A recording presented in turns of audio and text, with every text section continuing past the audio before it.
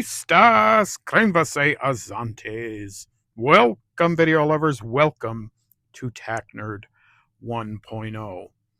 Folks, we've got something of an interesting topic today that I think just about any prepper or even just the practically minded firearm owner should consider. And that is, of course, the survival firearms. Now, this is a much talked about topic on the internet, but I want to go through a few things today. Obviously, in an uncertain world, having the right tools on hand can make all the difference.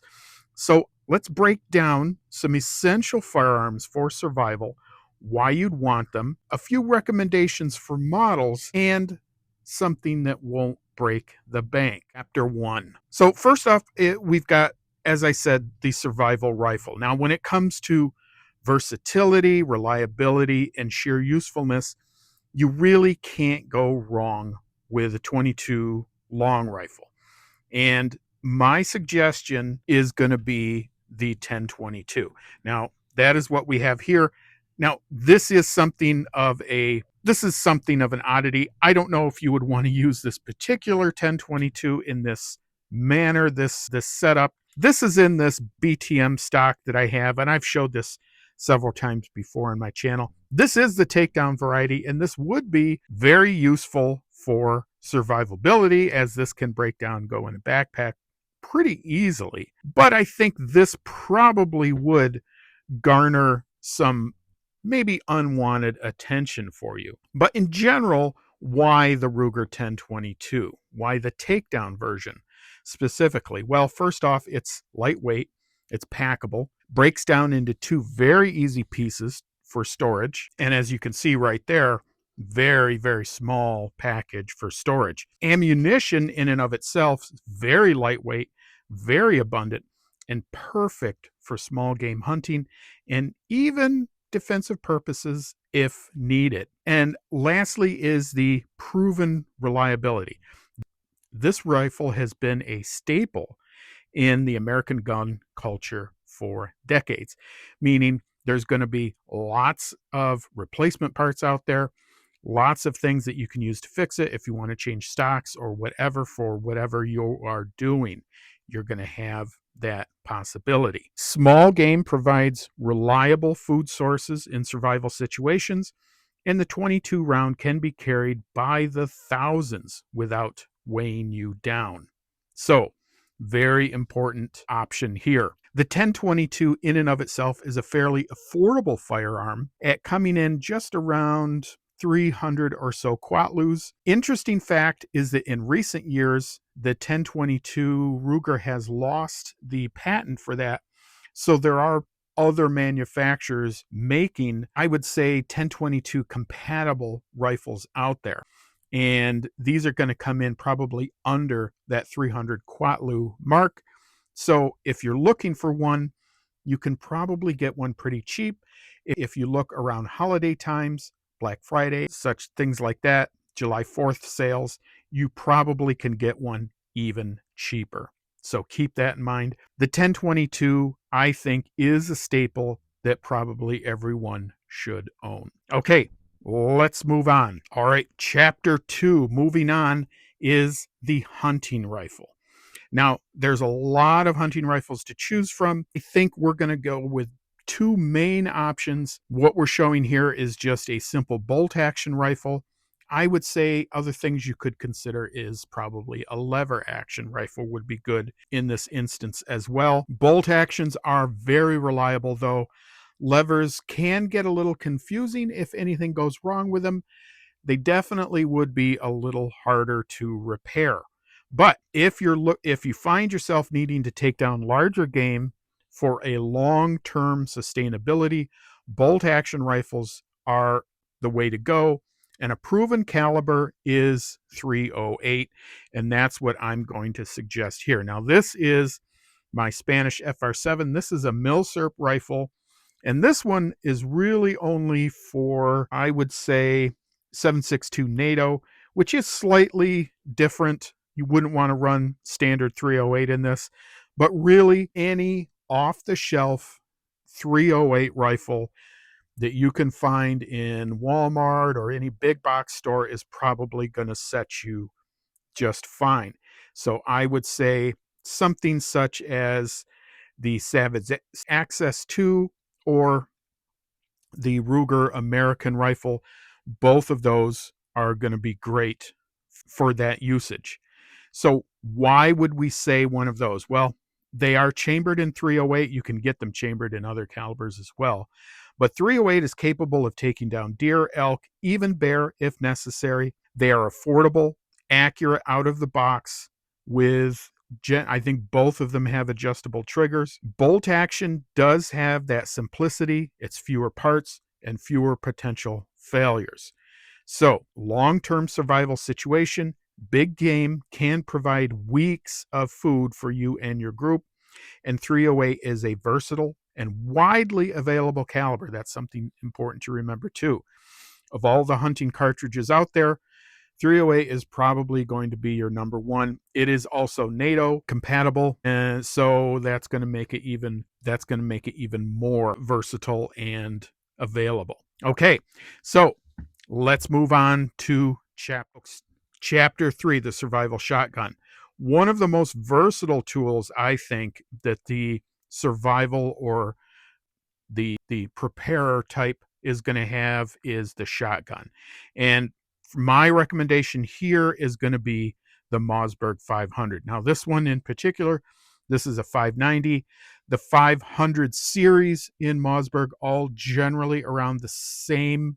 They do share very similar parts. In fact, the Mossberg Maverick is going to share quite a few parts in that series as well. Why the Mossberg 500 series? Well, shoots a variety of loads: birdshot for small game, buckshot for defense, slugs for larger animals. Incredibly reliable, extremely easy to maintain, and they are available in multiple configurations to suit your needs. Shotguns offer an adaptability like no other firearms, and we've talked about that on my channel before.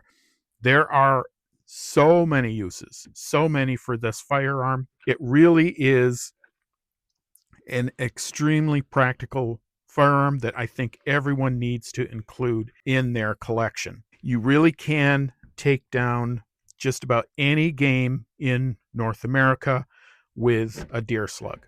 Shotguns really are adaptable like no other firearm. In a survival scenario, you might be able to switch from hunting birds in the morning to defending your homestead at night. And that is, again, another important part. Really, you cannot deny the versatility of the shotgun. And specifically, the pump action shotgun is going to give you some fast follow-up shots. You're going to be able to carry more ammo for it, and they are very reliable. So I would definitely consider one of these. And again, for price tag options, you've got, as I said, the whole series from the Maverick 88, which you're probably going to get again if you look for a sale. Could be sub 300 Quatlus, probably even cheaper than that. If you want to go with the 500, you're probably going to be around that 300 range, but you've got a lot of options. You can go up to the 590, you can go up to the 590A1, but that's a good place to start with. Folks, moving on. Chapter 4 is the handgun. So, yeah, let's talk about handguns. Reliable sidearm is going to provide you crucial personal defense when your primary weapon is unavailable or impractical. That's a big point. These long guns, obviously, not easy to carry around, not easy to move from usage to usage. Handgun is something you can keep with you pretty much all the time. I would say pretty much literally all the time.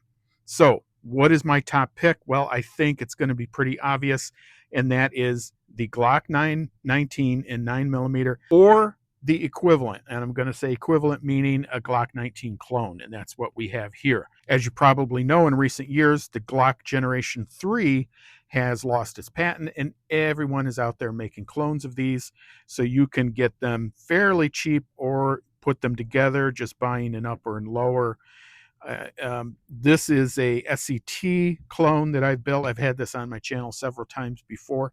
You can set these things up pretty much any way you want. I've got these nice Ameriglow sights that are beautiful, easy to use. Most times they're going to fit in any Glock holster. This one maybe not so much, but most of the time. Why do we say the Glock 19 or the Glock 19 clone? Well, first off, it's lightweight, it's compact, very easy to carry, chambered in 9mm, one of the most, I would say probably, maybe in some instances, even more available than the 22 LR, because I don't know if 22 LR is available in a lot of other countries. But I would say 9mm, one of the world's most available calibers. And lastly, unmatched reliability and compatibility with aftermarket parts. And that's very important here, because in a survival scenario, if something breaks on this, you should be able to find replacement parts and be able to fix this yourself. They're very easy to fix. So, very important part here. I know a lot of people don't like Glocks just because of what they are.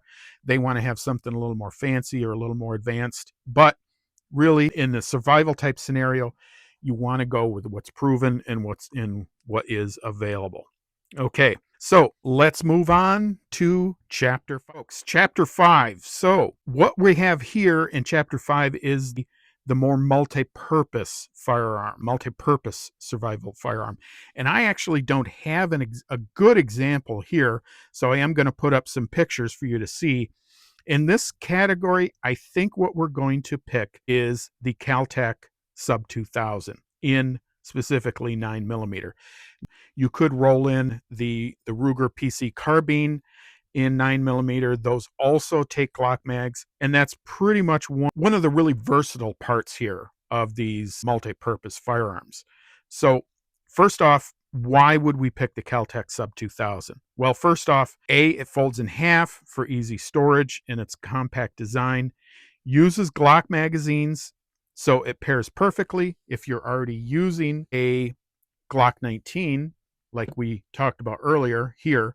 So you're going to have lots of extra magazines for this. The Glock 19 also will take Glock 17 mags, as will the Sub-2000. So I think that's really important. It's lightweight. It's accurate enough for, I would say, mid-range defense. Easy to carry. You've got some compatibility with ammo.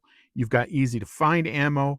And being that it's a carbine, you're going to get a little more range out of it as well. And being that it's a rifle, you're going to be able to brace it and get some better shots off as well. Having a firearm that shares ammo and magazines with your sidearm is a huge logistical advantage in survival situations.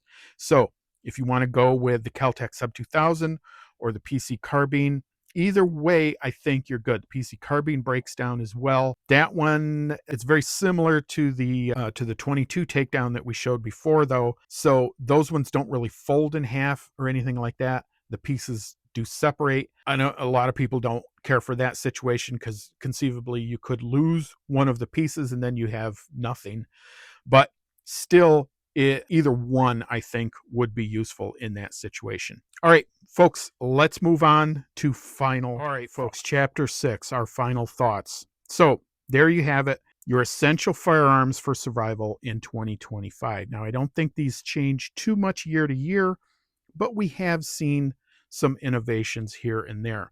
We covered the Ruger 1022 Takedown for small game, the bolt action a rifle for big game, the Mossberg 500 for unmatched versatility, the Glock 19 for personal defense, and the Kel-Tec Sub-2000 for multi-purpose utility. Survival situations demand reliability, simplicity, and versatility, and these firearms deliver. So, what do you all think? What did we miss? Did we miss one of your favorites? Let me know in the comments section below. Don't forget to like, share, and subscribe, and hit that bell notification for more firearms. Folks, I hope you enjoyed this video. I hope you learned something today. Let us know what you think below. And we'll see you next time. This is Tack Nerd signing out.